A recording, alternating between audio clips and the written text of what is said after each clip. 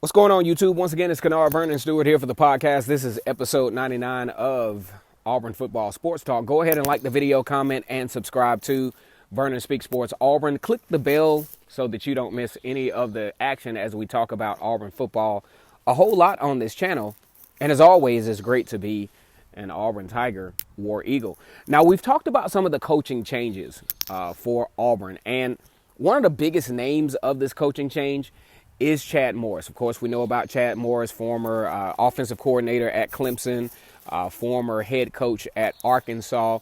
And I think it would be dangerous, guys, for us to put too much stock in any of his past conquests. I think he's still developing as an offensive coordinator. I think, it's overstated his effect on the current state of Clemson football.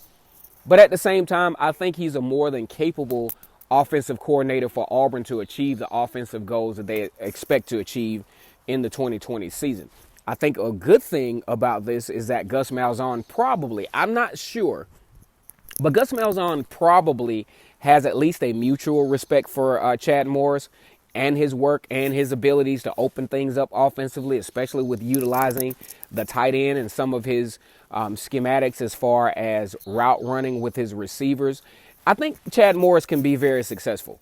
I think Chad Morris also will have the tools in place to be successful. You talk about having a very good offensive backfield in Shaun Shivers, DJ Williams, Mark Anthony Richards, and DJ Williams.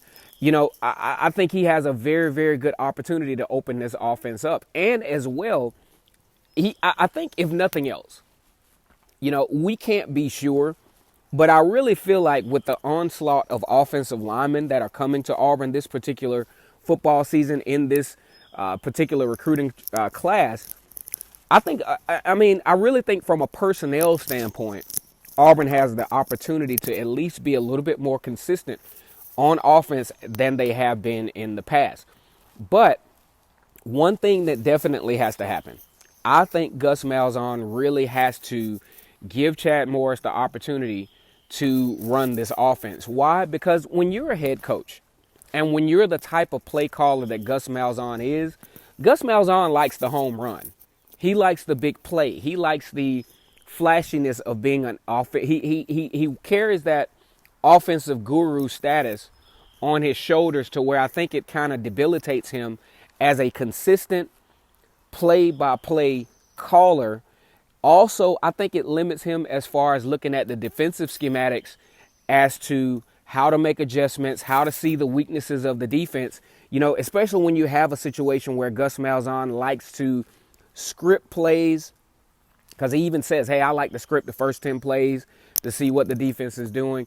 I just don't think Auburn has the luxury of being able to do that. I think it has to be kind of a Dan Mullen-ish type approach to offensive play calling, to where you're looking at play by play what the defense is doing, how to find those mismatches, which there were a lot of, in my opinion, for Auburn during this particular year. But because Gus Malzahn had sort of a tunnel vision as to how he wanted to execute the offense, a lot of times it just didn't work. Now, on the other hand, Gus Malzahn did dial up some good plays, but there was a lack of execution. One of my favorite plays that Gus Malzahn dialed up was in the Georgia game when there was a kind of an out route to Harold Joyner. Perfect play call.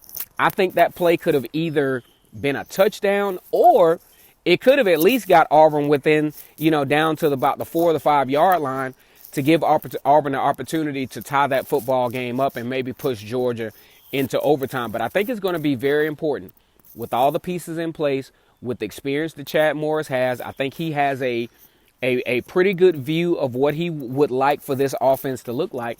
And I think Gus Malzahn really has to let the guy do his job. We're hoping that, you have weapons like Anthony Schwartz who can come back and actually supplement all the talent that Auburn has recruited and has retained as far as the wide receiver position goes. I'm really looking. Now, I saw this yesterday, and there hasn't been a lot of traction as far as how this goes. Is Eli Stove coming back? Eli Stove is listed as a junior. And if Eli Stove comes back, that gives Chad Morris a whole nother level of options. You're talking about jet sweep options. Eli Stove was pretty good in the intermediate passing routes for the Auburn Tigers. And as far as, when you do the run pass option and you like to stretch kind of like an option type play to Eli Stove, which was could have been very effective even in the Tulane game, but Eli Stove missed the ball. It was actually an open play. It gives Chad Morris a whole nother level of play calling options. Then you have the diversity in the backfield. You have DJ Williams, which, appears to be or has shown to be a power runner. I like Tank Bigsby. He's kind of a power slash. He kind of reminds me of Michael Dyer, kind of more finesse type of Michael Dyer-ish type running back, which I think would be very effective in Auburn schematics. So I'm really looking forward to the idea of Chad Morris calling plays. Like I said before, we can't use any of his past experience because this is a whole different ball game.